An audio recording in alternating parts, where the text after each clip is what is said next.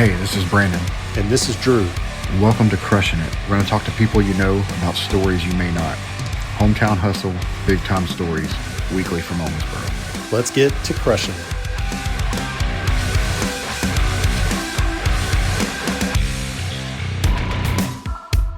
All right, welcome back, guys. It's Brandon and Drew. We're here with my buddy Sean Ralston, and big time barber in the world.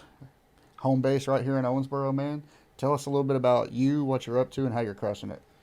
Yeah, so started just barber here in Owensboro. It's grown. I'm sure we'll get into a little bit of details, but yeah, I get to travel the world a little bit. Just got back from Canada yesterday. Ugly trip, but so yeah, I go around, share what I know, from barbering to social media, content creation, shop ownership, more general business. You know, really whatever it is that I know that can help anybody else. Do that in multiple different educational platforms, classes, platform artists, stuff like that, and then obviously do very little bit of haircutting in the shop here, but that's the minimum thing at this point. But yeah, it's cool. It's fun to get out, see the world, see the rest of the country, and meet a lot of people along the way. Very cool, man. Well, thanks for being here. And I think you have two Klutch clients in the chairs here today. You know, I was just in there yesterday trying to get cleaned up, and as I'm sitting in the chair, I'm like, okay, I have a team of 2. It's me and Jess, and you've got a team of how many now? 20. And so I was thinking, like, now. I was trying to put myself in your shoes. It's like, how do you manage 20 personalities and people and all these different things? Like, and multiple that's got to be locations. hard. Yeah. Right. I mean, at the end of the day, you really can't. You just have to kind of try to navigate. It's almost like kids, right? I only have 2. The same idea. It's like they operate different. They eat different. You just have to try to make one situation that fits everybody the best. And I mean, you guys have both been around. You know, it's little adjustments here to try to keep everybody as happy as you can, I guess. But to be honest, that's the hardest part of the business. It's not the clients. It's not the lease or the building or the haircutting. It's 20 different personalities, work ethics, lifestyles, you know, all in one place. So, but luckily it works, and it takes that. You know, you got the guys that like to come in early, that have families that leave early for ball games. You got the guys that like to sleep in, and they don't mind to stay till close. You know, so just like anything, it takes both sides of that, and ideally some good balance there, and it works somehow. So. Okay, let's go way back in time because, like you said, we do know the story a little bit. You and I went to high school together, played in a band together. First friend here in Owensboro. First friend in Owensboro. I will wear that. Yeah. I was there. First guy to be nice to me as a new kid. I was there for your first tattoo. Yeah, likewise. Which one was that? The R on my forearm. That R. Yeah, shoot, I had to think about that. In the basement of a house. Yeah. That sounds worse than it was. It sounds worse than it was. But yeah, so, you know, take me back to like 15 years old. And at that time, I mean, was it in your head, like, I'm going to be a barber when I grow up? Definitely not. I mean, I wasn't even going to a barber. Never had any interest in this industry at all.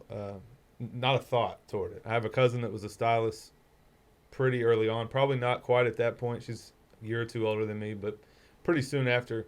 But no, never thought about that. I love telling this story, telling my dad this, because throughout, you know, we worked at Texas Roadhouse together. Throughout, that was kind of that was my career. Thought I was going to end up there, and Dad used to say, you know, I get it. Somebody has to be a restaurant manager. Somebody has to be all these things, but I just feel like there's a place where your, you know, hands-on skills, your creativity, whatever, will flow, and you'll really, you know, have an impact and really grow. I just don't know if this is it. And, you know, at the time I would defend myself like, oh, somebody's got to be a manager. You know, I like what I do, whatever.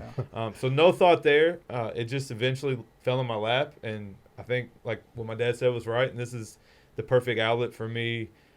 At first, cutting hair, starting a job, finishing a job. I love to be with people. I like to make people feel good. So that's where I did it behind the chair, and now that's grown, obviously, to a lot of different ways to get out and impact people. But, yeah, honestly never picked up a hair clipper until the week I decided to sign up for barber school. So never even did my own hair or anything, friends' hair, anything like that. Yeah, if I remember right, like, we were driving tricked out Honda Civics and stuff. Right. And so you were all about taking stuff apart, putting it back together, working with your hands. Your first kind of experiment with a career was auto body, wasn't it? Right. So never did it as a career, but kind of same thing, right? I like projects. I like building things, like you said, working on stuff. You know, we were always doing that. But I wanted to create. That's, Fast and Furious days.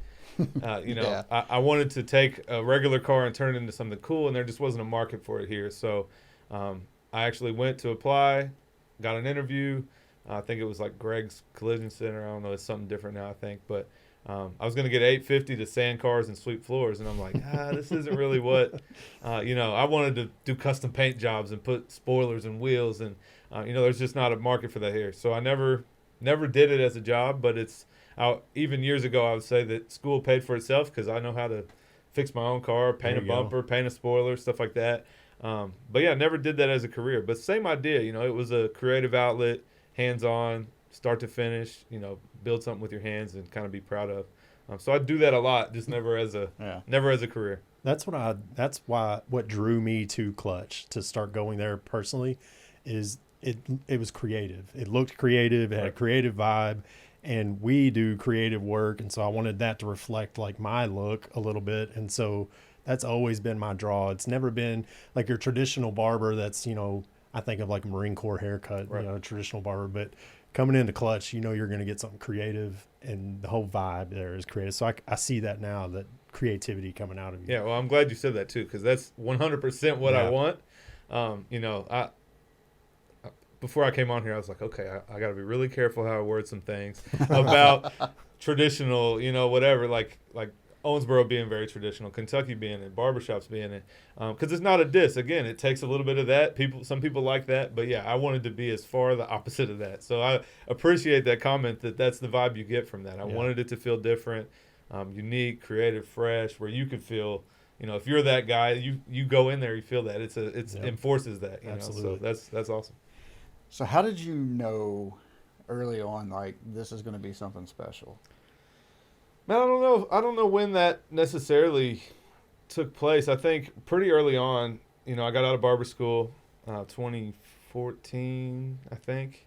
Man, it's funny, like that long back. It's like, I think that's when it was. Lots happened since then. We're old, bro. Right. But yeah, I got in the shop and very quickly, kind of exactly to your point, all the other barbers around were very old school, doing just basic haircuts. Is acceptable for most people. So I immediately was like, okay, we're doing that better. I'm going to be more creative. I'm going to learn how to be the best. These are early days of YouTube and social media, and so I wanted to set myself apart exactly the way that you just talked about the shop. But at that time, it was just me, and probably within 6 months, I was getting my butt kicked in the barbershop. So I think I knew that early on that like, this is going to work, at least just the being a barber thing. And I didn't honestly have any goals to be where I'm at right now, to own a shop or any of that. It's just almost been just like a natural development where I just, whatever, where we're at right now, what do I need to do to continue to grow and push this thing? And we've gotten to where we are now. So I think early on, even almost in barber school, I could tell that like I was taking it more serious than the other guys.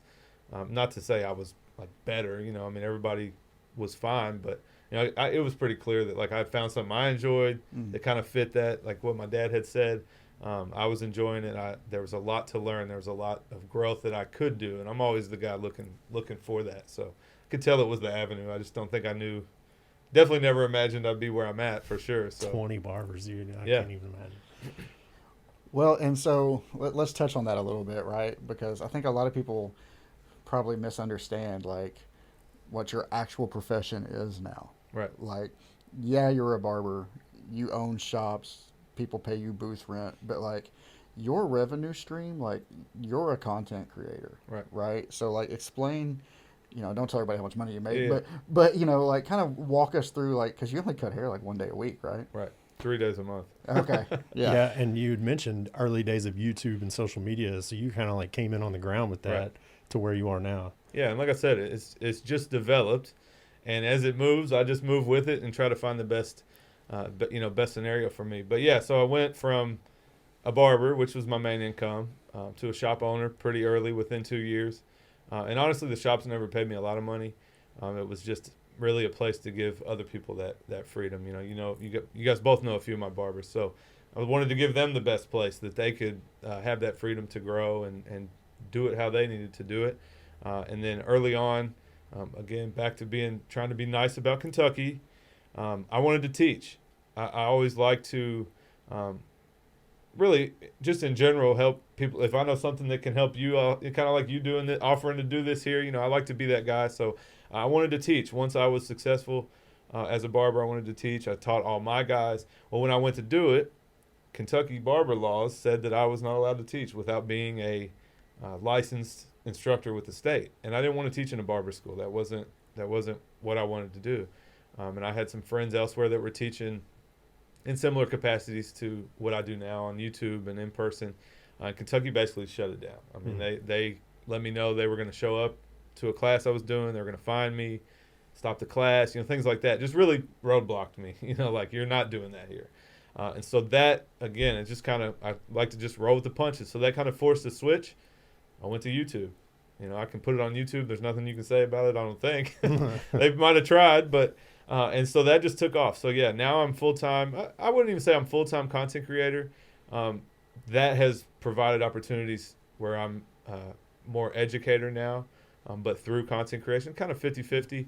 That's where I just left the shop recording content to promote my classes coming up. So I guess ultimately, yeah, content creator. But really now I consider myself like really just a true entrepreneur. I do have multiple. I do make revenue cutting hair, very, very little compared to the rest. I own a shop. That's one business. Multiple content creation streams, YouTube, Instagram. I don't really do TikTok. And then education is my main thing now. My main stream is from these guys up here. That's why we put some clippers on display. But I was able to sign with one of the biggest, probably the biggest clipper company that there is.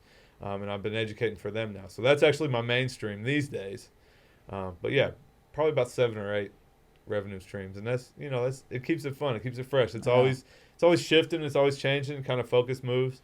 And there'll be new ones next year, Do you want to give them some product placement and talk about that a little bit? Yeah, so this is BaBylissPRO. If you guys are familiar with Conair, that's your Walmart. If you go to Walmart to get clippers or a blow dryer or whatever, Conair is what you're going to see there. That's the consumer brand.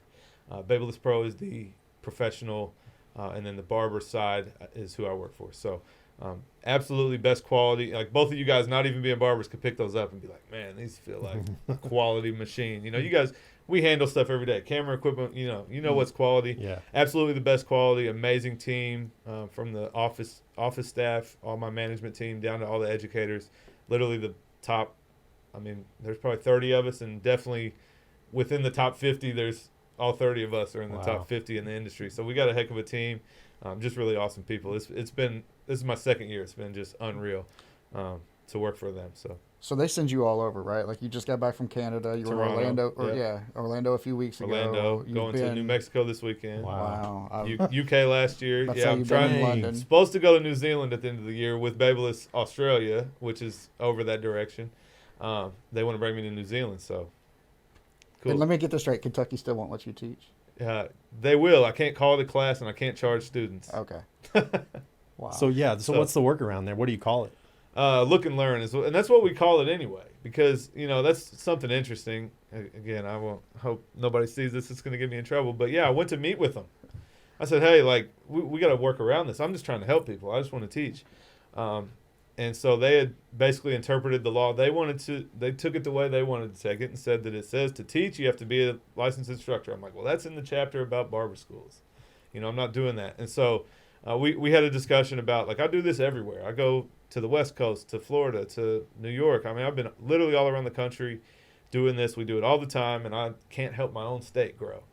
And so in the discussion, they were like, well, wait, are you giving continuing education hours, which is something that stylists have to do? Barbers don't even have continuing education hours. And they said, oh, we thought you were trying to offer official CE hours. And I was like, we don't even have CE. How does that make any sense? Oh, you just want to do a demonstration, basically. I'm like, yeah, that's exactly. It was like this. I don't know if I was sitting this close to them, and they kind of had to like have the discussion or what. But yeah, they basically said, oh, we misinterpreted what you were trying to do. Okay. So you ironed it out. You can do it. Yeah, you can do it. You can't charge students. If students cannot pay unless it's a licensed school, I'm like, okay, fine. I'll give students free. They don't have money anyway. I know I didn't. And then you can't call it a class. It has to be call it something else. Demonstration, look and learn. I'll call it a networking event, whatever. We get creative with that. But yeah, so we figured it out. They've been, I've been doing it for a few years since then, and it's been all good. So. Well, so that leads me into a few weeks ago, you did like a big thing at the convention center, right? Right. So yeah. Couple months now. Has it been that long? Okay. So yeah. Tell us about that, because that was huge, man. Right. So same idea. Kentucky, we don't have much for barbers, for stylists. No trade shows. You mentioned Orlando. I went to Orlando in April, I think. 50,000 hair professionals. That's what you were talking about. You threw mine together. You're a little right up on me together. I didn't have a chance to talk to you. So that's actually the biggest beauty show in the whole country. Wow. Not just barber. There's nails, hair extensions, tanning. I mean, anything beauty, makeup. Barbering is a very small portion there. But that's the type of stuff we have elsewhere, right? And Kentucky has nothing. Nashville's the closest, and it's a beauty show. So barbers really have nothing like that here for whatever, for education, for getting new equipment, whatever it is. That's where I spend majority of my time. Like I just got back from Toronto. That's what it was a trade show. New Mexico next weekend, another trade show. So this is where I'm living every weekend. So you're setting up booths with products. Yeah, and setting up things. booths. We have education, big classrooms with chairs and stages. This is what I've been doing for the last 5 years. This is the main thing that I do. And funny enough, somebody had asked me before, like, you ever think about doing one in Kentucky? And kind of based off of what we just got done talking about, I'm like, probably not. I don't think it would be easy, and I don't think that's a problem that I want to go through. I didn't necessarily see the benefit. Fast forward a couple years, really the connections I've made with different companies that are vendors at all these shows. I've got to know one of the guys that's with BaBylissPRO, throws the biggest expo that's in Connecticut that I've definitely talked to you about. Became friends with him. I've seen a little more behind the scenes, and for whatever reason, this past, it was Christmas week, I think. I had done an event the prior year at the 54 location where you get cut. We sold it out, 90 tickets overnight, packed it out. Too many people, to be honest. I wanted to do it again. And I was like, man, where do I go?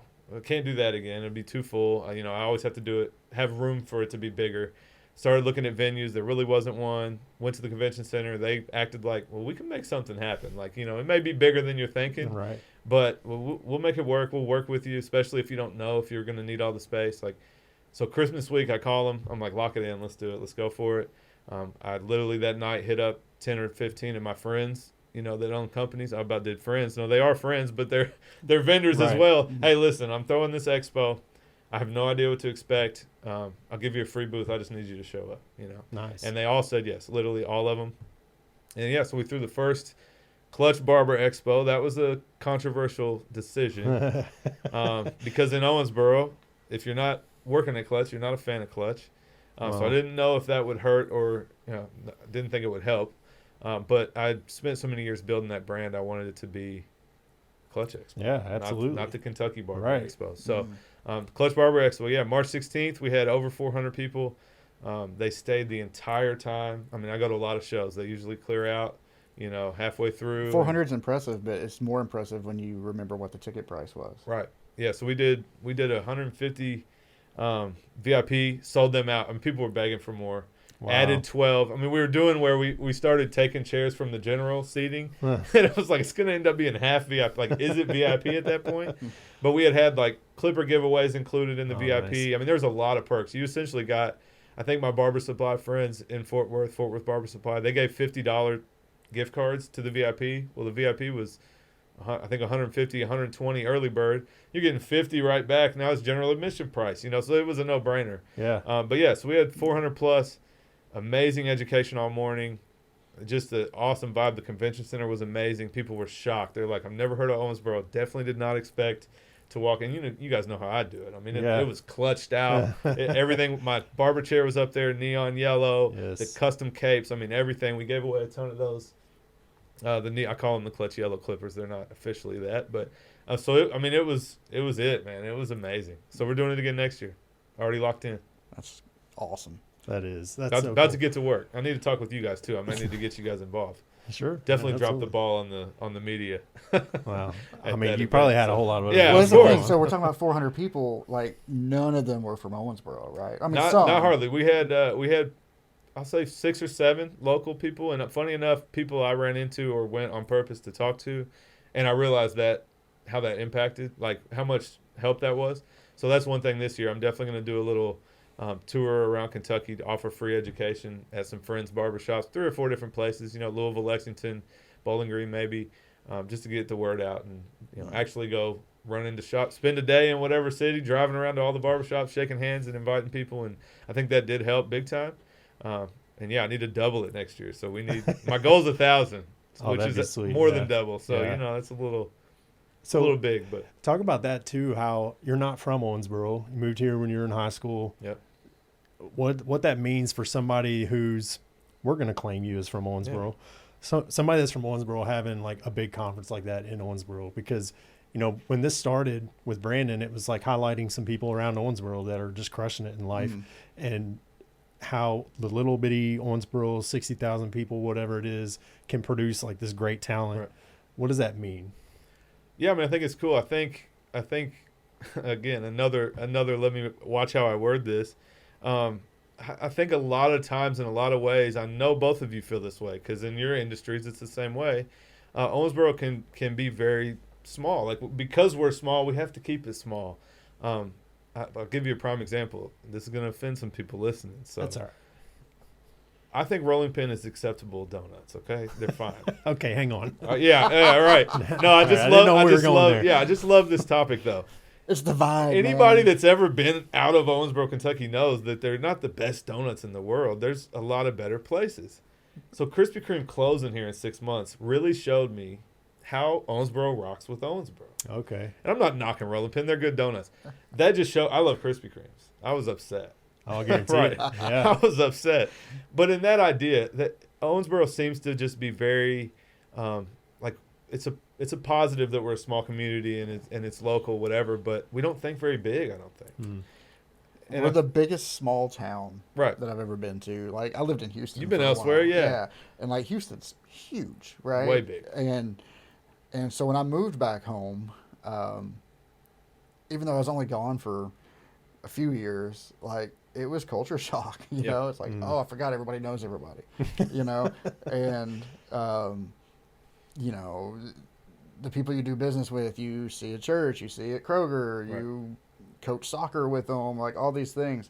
So it's very much a tight-knit networking type community. And at the same time, you have people doing like really big things. I was going to say, like, to your point though, like, yeah, we're small and we're tight-knit, but you're traveling, you're getting out there, you're representing Owensboro well, like in the whole country, possibly even the world.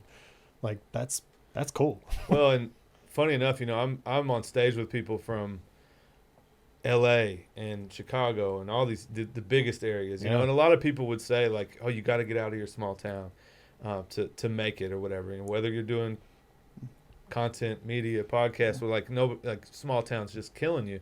And so I actually talk about it a lot on stage, because even if I'm in L.A. doing a class, somebody drove from Podunk City, on the east border of Nevada, that thinks they have no shot in life. Yep. And I say, you ever heard of Owensboro, Kentucky? No. I can tell you that you haven't. Rarely I'll get somebody that knows somebody at KWC or something crazy.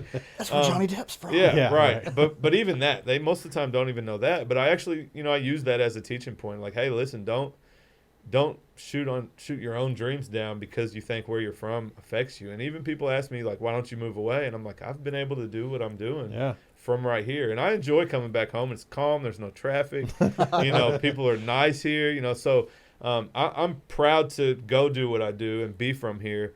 But I love as soon as you wrote that first Crushing It and wanted to do this, like, I just love the idea because, I don't know. I just think everybody feels that way in Owensboro. Yeah. Like, oh, we're just from Owensboro. I'm gonna just do my regular thing, and you can't do much from here. Nobody's doing anything here. I'll never be this, whatever it is.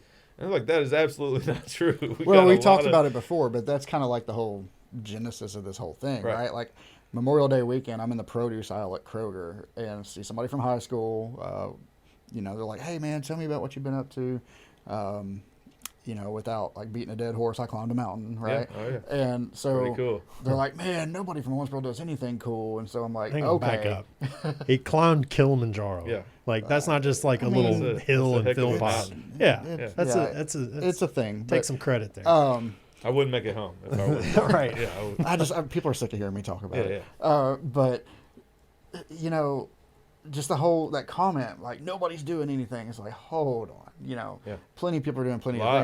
things. A lot. So like the next day, I was like, who do I know, right? So I started with Sean, and mainly because I've just known you forever. But and then it's just kind of snowballed, right? Like it's still going, and I've got a list a mile long of Right. people. Oh, and- you won't run out. yeah, Yeah. You won't. and That's that's cool. cool, and they're all connected to Owensboro in some way.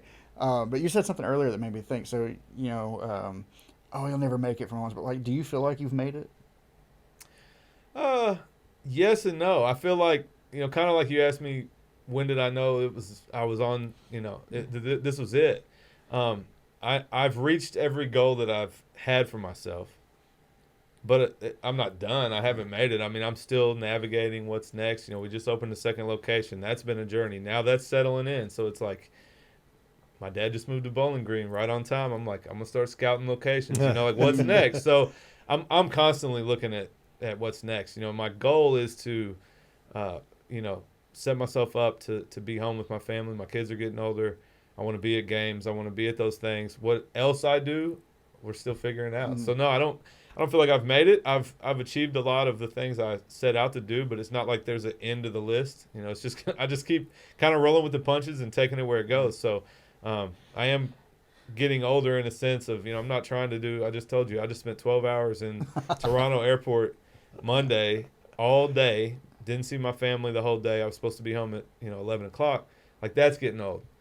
So I don't see myself doing exactly what I'm doing right now You need a clutch for a lot jet. more. Yeah, Klutch Hey, jet, there you yeah. go. Yeah, We all got right. an airport. We Let's actually get have on like the longest runway or the second longest Really? runway in Kentucky. That's wild. And we Yeah. just don't use it. I'm actually about to start taking those flights because I'm gonna attempt that and see if it makes it better. Yeah. Even though it has worse like layovers and whatnot. But yeah, I don't know It's that what drive, next year. man. Oh, you it's land awful. in Nashville and you're like, oh, I got 2 more hours. Yeah, Yeah. I stayed the night because I was like, I'm not driving home after Yeah. 13 hours of No, I layover wouldn't or of delays. But so yeah, I don't know. I definitely haven't made it. I am happy with where I'm at. I get to be like, you call me, like, can you do this on 10:30 on Wednesday? I'm like, yeah, sure, I'm not doing nothing. I work tomorrow. That's it. So Yeah. I love the freedom that I've created for myself. And if anything, that's what I go around and try to teach people because it won't look the same for everybody. But through barbering and through, everybody has their own interests. Like you're not a podcast guy, but you wanted to start something, and Yeah, I mean- who knows where it goes, right? So This that's could be a total dud. it could, but it could go. I mean, you never know. And I go around teaching people to just try things and that go with their interests, and kind of just take this path and see where it goes. And hopefully you can put yourself in whatever position you're trying to be in. Mine is, essentially having some passive incomes going on. I can be home with the family and do a little traveling. And so yeah, I'm enjoying it now. We'll see where it goes. Very cool. I want to go back in time. I know we talked about it a little bit already, but like when you first had the idea, like I'm going to record giving this haircut, like what even prompted that? Like where did that come from? So yeah, there was a few guys doing that already, and I had really learned. Go back to what I was talking about barber school. I think what set me apart early on was that I didn't rely on barber school to teach me because they didn't teach us anything. Barber school teaches you. I think honestly, I don't know this for a fact. I think the schools get a kickback from the state of how many people graduate and pass to incentivize them. So they're only worried about you passing the test. So the focus is on the book, the law, sanitation, everything that's on the test, the written parts of it, right? Which I won't say aren't important, but 1,500 hours to learn that, and nobody stood next to me and taught me how to cut hair. Ever. That's interesting. You hear me? My teacher never picked up a clipper and showed me something. Never once. Wow. So you learn from your senior students next to you, which was good. I had some very talented guys. You stand and watch them. But I went to YouTube to look, and there was a guy, Chris Basio. He's founder of Tomb 45. One of these clippers up here is a Tomb 45 BaBylissPRO collaboration. Pretty cool, right on time. for me joining the team. But he was one of the early guys doing YouTube, teaching how to cut hair. So I watched 4 or 5 videos, did the first haircut I ever did in my apartment. It was okay, and I thought, all right, let's do this. So throughout barber school, I honestly learned majority of what I knew about cutting hair from YouTube. That's funny. And again, back to the state not letting me teach. Once I felt good enough to teach, like, shoot, okay, well, I'll just start a YouTube channel. I can do it. So I actually waited 2 years, not for any reason, just, kind of the opposite of you. Like, I'm going to do this podcast. Let's find somebody and let's do it. I just kept waiting. Like, well, I don't have a camera. I don't know how to do it or whatever. And I'd always dabbled in a little bit of video editing and whatever, that kind of stuff. But yeah, really, I waited 2 years. We were making custom MySpace skins. Right. Oh, yeah. You remember that? Did all of that. Yeah. I mean, I did all of that. Showing our age. Yeah, golly. For the band, man. Dude, I used to make PowerPoints that were like animations. Like, I would take a PowerPoint and, you can like set like keyframes or what, I don't know what it's called in PowerPoint. Transitions. And I would make, I remember I made the GoldenEye intro. So like the guy came across, shot, the blood came down. I could do that on PowerPoint. So, I mean, I've always been interested in that kind of stuff. So yeah, finally, I don't remember. I have to look back at what my first YouTube video was. But yeah, I just turned it on one day and the band's started. website was made in Flash and Dreamweaver. Oh, wow. Shoot. Yeah, buddy. Throwback. Yeah, that is. That was around the same time he was doing this. Yeah. But yeah, so you just set a camera up, recorded a haircut, Right. and I think it was my phone. I think I used my phone. okay, and people First. just liked it, commented, and you're like, oh, this is something. Yeah, I mean, it started off slow. I had 0 following. Obviously, you start with 0. But yeah, 2 things happened. There's a guy named 360 Jeezy is his biggest YouTuber. I think 3.5 million YouTube subscribers at this point, maybe more. Just saw him in Toronto. Barber YouTuber, right? Barber YouTuber, Okay. yeah. So he had done a challenge called the Everyday Haircut Challenge or Every Haircut Challenge, something like that, which was essentially saying that people only post the good one on social media. Yeah. You're only recording if one side doesn't turn out, you don't put it in. And I'll speak for facts with that. That's absolutely true. You guys know editing. We just said before this, if you mess up, just stop. You can edit it out, Same thing, right? Like, the viewer doesn't know exactly what went down. So, and I'm not going to say my videos are fake, but, like, definitely there's times stuff doesn't go as planned, and you just don't post that video or you leave it out. But so his challenge was record every haircut. Well, you don't have to show the whole thing, but record start to finish, first client, 10th client, whatever it is, and he was going to react to him on his channel. It was a challenge. Well, I didn't know he was going to react, but it was a challenge, so I did it. And I don't know if you guys dabble in YouTube enough. When there's something like that, like every haircut challenge, you Google it, you search it on YouTube, they'll all come up if people do it. So I was like, I got to get one in. So I did it, and he reacted to it, and he had his daughter react, and it said she gave him an F. And it had like this crazy, and he's big at the time. He probably had 1 million subscribers at the time. So I went from like 700 subscribers to like 3,000 subscribers in a week. Because you got an F. But yeah, you still got an F. Well, so he actually said they were good, but she gave it She an gave it an F F. because he said I never showed any hair cutting. I just did it before and after a beach Oh, client. gotcha. And so it was, but funny, right? I mean, it worked. The subscribers. clickbait title, and then Basio as well did a video. I don't remember what his reaction or what his. He did like a reaction, but it was to something that I did. So between the two of them, a little boost got me monetized, which is the hardest. Honestly, the hardest time. Yeah. Anybody I know that's done YouTube, most of the time quits before they get there. Yep. And it's funny because you really start at 0 when you get to the monetization. So yeah, I hit that. I just stayed true to it. I used to pride myself.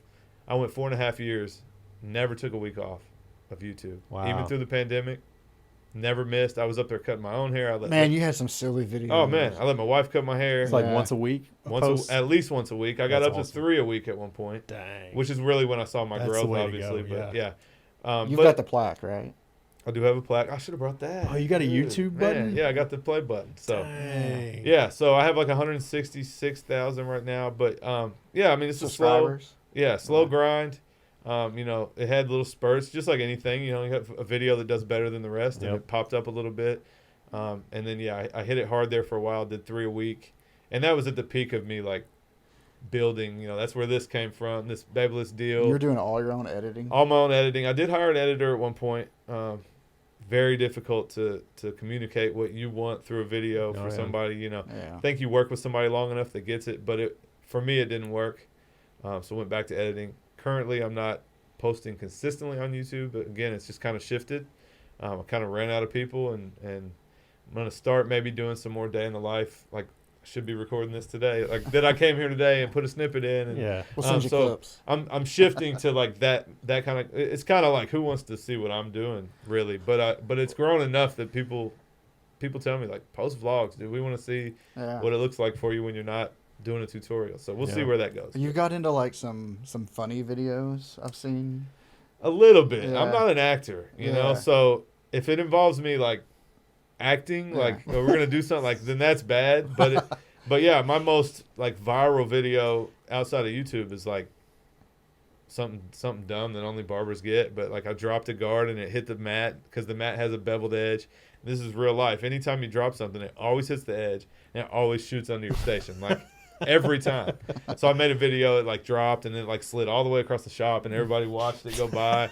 And, you know, it was like really dumb, and it did like 5 million. That's First awesome. video I ever had over 1 million, and that grew my Instagram. So, you know, again, just going with the flow. As all of a sudden I got from 10K to 25 on Instagram. Oh, let's focus over here a little bit. So then I started to focus on Instagram, which is, you know, kind of where how I've got to where I am today. So just stuff just shifts, you know. You just gotta roll with it. It's awesome.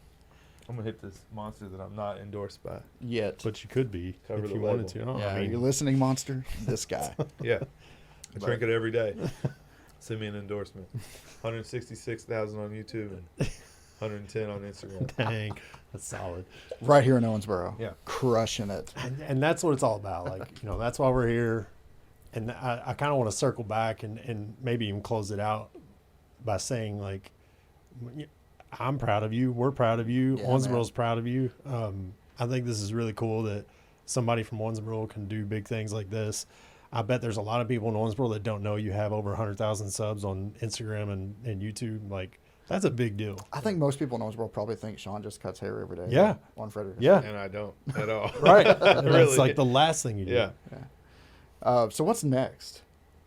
Man, I don't know. I mean, to be totally honest, I feel like I'm in a little bit of a transition period right now. You know, I recently went down to that 1 day a week to be able to travel, and you know, I got It's hard to get a spot on that 1 day a week. It is. by the way. Yeah. Well, you know, you was in the top text list of if you want a spot, get It's it. invite only. Yeah. No, really, it was. But I mean, I had to do that, right, Yeah. to free up my time. I got to the point where I couldn't be gone. Like, think about this weekend. I left Friday night. Monday I didn't get home because of delays. I would have been in Tuesday, Wednesday, Thursday back in the day. Before this, I would have been in Tuesday, Wednesday, Thursday, and I leave again Friday. You'd be dead. I'd be dead. My wife wouldn't see me. That couldn't work anymore. And so I had to go down to 1 day a week, which I should have known, but I ran out of YouTube content. I have the same clients every other week. I've cut all their hair. You know, you got almost 1 million on your haircut on Which YouTube, is hilarious. but, yeah. The comments are so funny. Yeah. Like every once in a while it pops up and like my whatever suggested video. It's like, oh, there's myself. But like one of them was like, why are you cutting Volodymyr Zelensky's hair or something like that? I'm like, I don't even look like that. The dude. comments are crazy. Dude. The comments are crazy. Somebody called you Zelensky. That's crazy. So like you're giving Zelensky a bald fade or something. I'm like, Wow. what is happening? That's crazy. But yeah, I essentially like ran out of content. You know, I'll say took a break. I'm just trying to kind of figure that out because, you know, honestly, my Babyliss deal is for content. That's what I have 6 appearances a year. I've already done them as far as like trade shows, and then it's content. So you show up, you cut on their stages, and then you make whatever they want. Whatever they want. Yeah, whatever they want And me you to make do. videos using their gear. Right. So I have to keep doing it. I'll be honest, like I'm lucky that they haven't said anything yet, and I've definitely still done the amount of videos I was supposed to, but it's kind of one of those loose things. Like they signed me because I'm a YouTube educator. I can't just stop doing it. So I'm trying to figure out what that looks like next, moving forward. I am still traveling quite a bit. You need a master class. Yeah, well, we're about to do you mean like an online? Yeah. Yeah, we're talking about doing it. But see, I think I want to go like the content route. I'm just kind of bored with the haircutting route. And there's a lot of people that have that already. A lot of my friends have it. So I've thought about doing more content creation, but in a sense of helping people find their thing. Too many people teach content creation, and they're teaching that your way. I don't know if you guys see it. There's this trend of like you would sit in the chair like, all right, man, what brings you in? Why are you willing to pay me $100 for a haircut? Oh, man, and then they show the before and after. Like that's somebody teaching that's how to go viral as a barber. Mm. I'm not going to teach you how to go viral as a barber. I'm going to teach you how to find what works for you with the equipment that you have and the setup at your shop and whatever, and how to find essentially what I've been through to find my lane. But I want to teach people that to help them kind of. You're like consulting at scale. Right. Yeah. Thought leadership. Yeah. And not even just content, but yeah, just to navigate essentially the same thing I've done. I went from barber to shop owner to content creation to educating to traveling to, it's just kind of shifted. And I think people want to do something more, and don't have an idea where to start or how to go. So it's kind of that's kind of what I'm looking at, getting into. What about the Klutch brand? Is there like swag and like lines of stuff like? Yeah, we've tried to do some clothing, and guys like you would buy a shirt or a hoodie or something like that, but it's never been like profitable. But the expo, to be honest, is where we're looking at really pushing. We think it can become like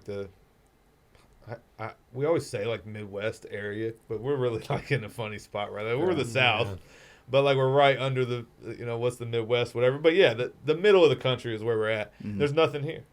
You got Atlanta, Chicago, all these fairly big cities, Nashville, within driving distance. And as far as barbering goes, there's nothing here. So we're really looking to make this, who knows how big, but continue to grow.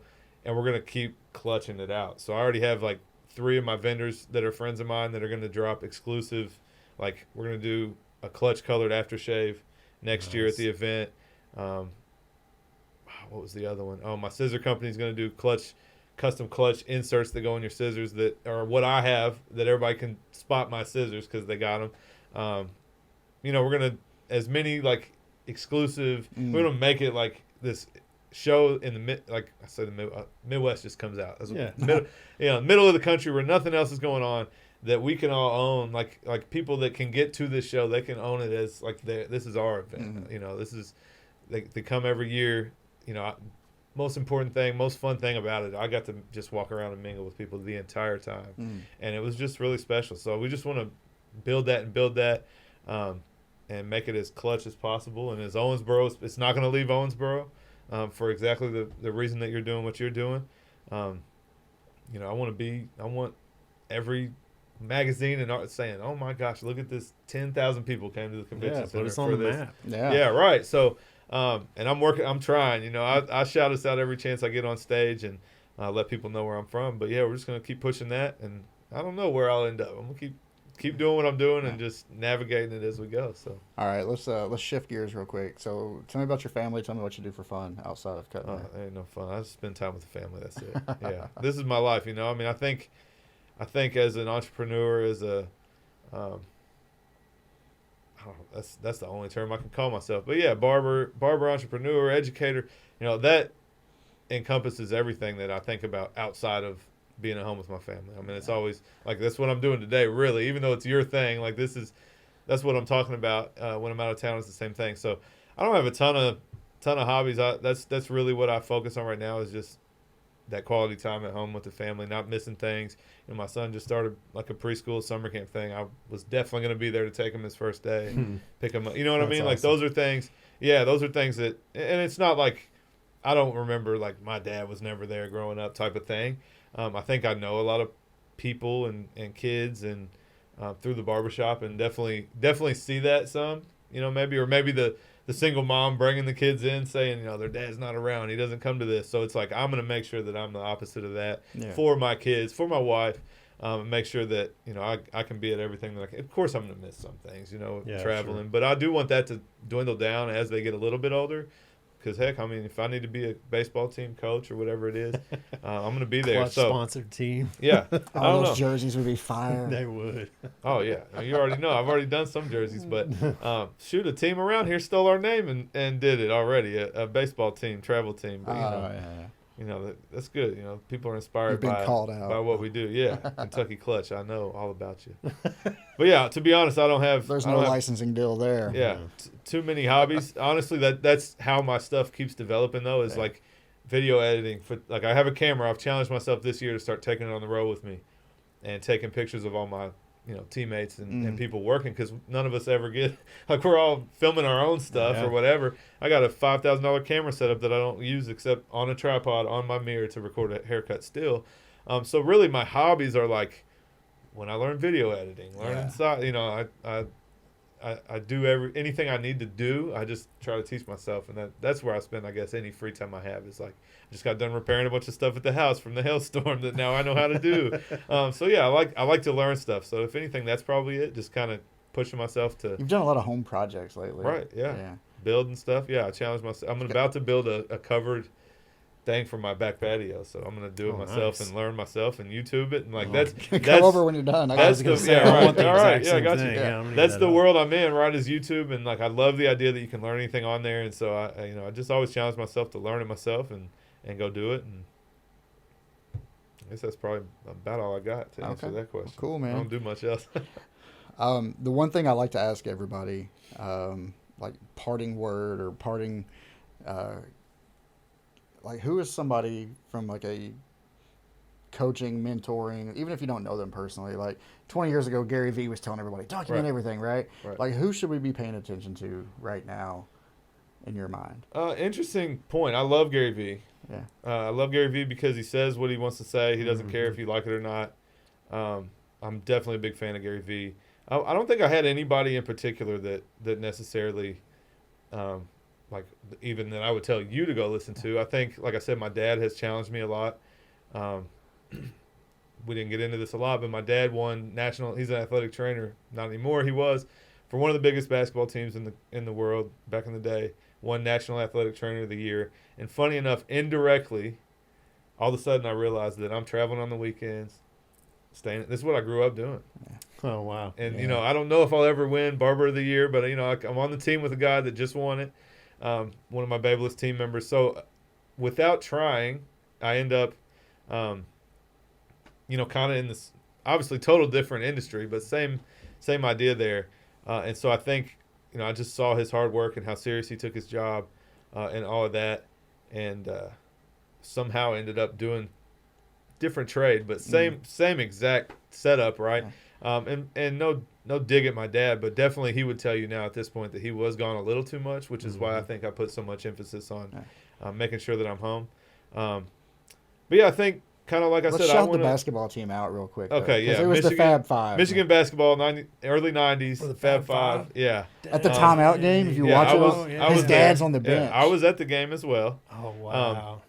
Yeah, that's a lot. Championship game, wasn't it? Yeah, the timeout. I think the timeout was, Yeah, so 2 years in a row. Doesn't your dad have Weber's face mask on his desk? Oh, yeah, we got all kind of cool stuff like That's that. so awesome. But yeah, he made Chris Weber's face mask. He designed the face mask. Yeah, he just wrote a book about it. Oh, cool. It's called Fabulous, but super cool. It's the behind the scenes stories of life then, really, in their interactions with me and my brother, and because he wanted to show that these were just like.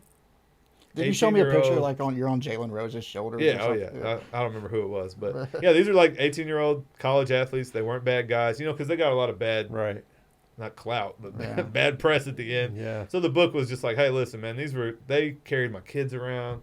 We would go hang out in the hotel rooms. They'd be playing, PlayStation Super 1 Nintendo back then. Probably not even that. Yeah. 92. Oh man, yeah. But yeah, Sega Genesis. But yeah, so I grew up hanging out with them. I mean, I spent holidays. We were in Hawaii for Thanksgiving, for Maui Invitational. I mean, that was my life growing up. Even at 5-6 years old, it's funny because now I see what I'm doing now. It's almost, mirror image. Don't get to go as many cool places, but it's getting there. But yeah, back to your question. I think I got a lot of inspiration from that without even knowing.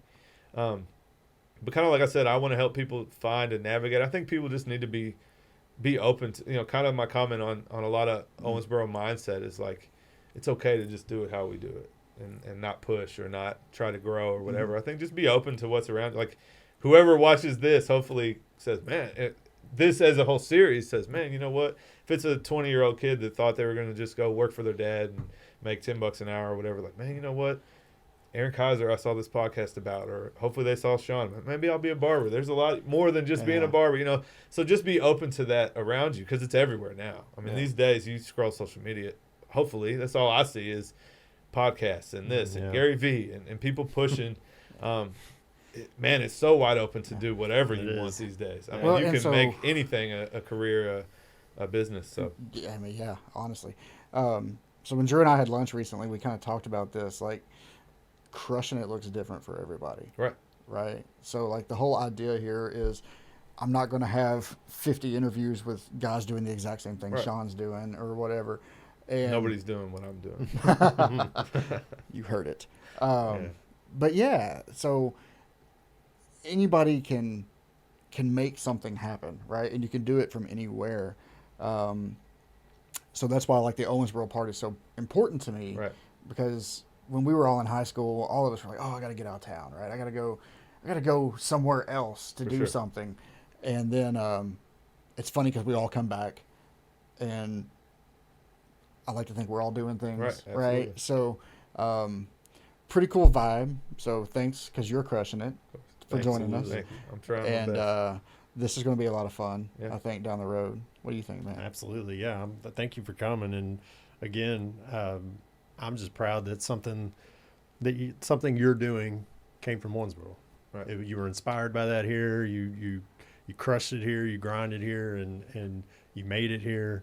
And I think that's important for Owensboro to hear. Right. So Well, when you guys said something about being on here, of course I was going to do it. But I love, obviously as a barber, your network is your thing, right? And so everybody you're going to have on the show are people I know, pretty much. I mean, I think it is so cool that, like, loosely when you're a barber, like, oh, yeah, I know an air conditioning guy. I know the best people at all of that. yeah, Like, I know if I need some media stuff done, I know all your guys.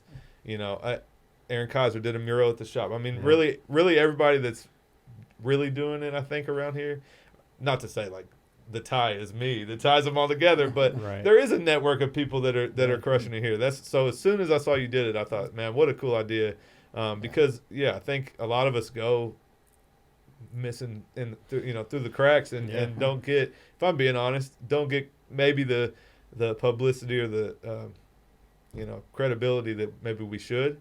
I think just because Owensboro operates the way they do, and the whatever outlets there is to showcase people, kind of do the same thing. And so something new like this is super cool and exciting. And I already know some of the people you're going to have on, and I'll definitely watch them all and see what they got to say. yeah. Well, it's funny because like when this all began in June, right? And I was like, there's 30 days in June. I can find 30 people, one for every day. There were people who were like, "Oh, you're going to run out. You're going to run out." Well, the list right now is at like 53. I think the last time I looked. Yeah. So 52 weeks. in a 53 year. more? Yeah, 50? yeah. I've got, Okay, yeah. okay. For to do these, not your yeah. write-ups. Okay. So I mean, if we do a weekly podcast, Yeah. we got a year of content Yeah, that's it. already. Yeah. So Owensboro is crushing it. People in Owensboro, like Sean, are crushing it, and that's the whole point. So Yeah. Thanks So- for coming. Yeah, of course.